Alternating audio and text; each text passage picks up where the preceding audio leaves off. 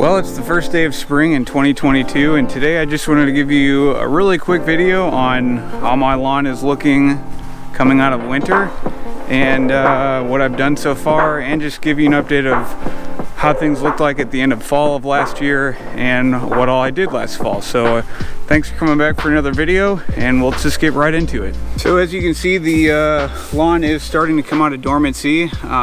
It still looks quite brown, but there is still a lot of green coming through the brown canopy at this point in time.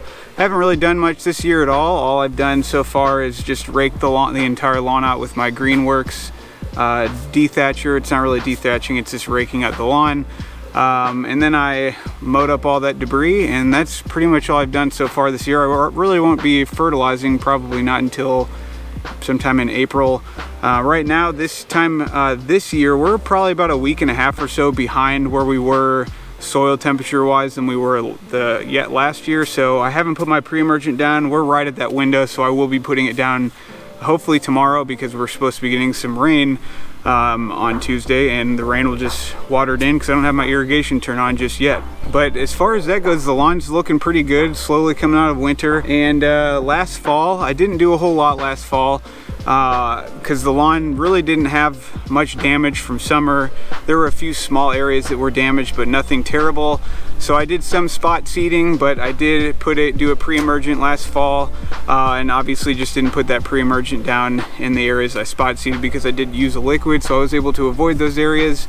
But other than that, last fall I did was fertilize and mow, and it did really good last year. It peaked probably around the end of October or so, maybe first week in November.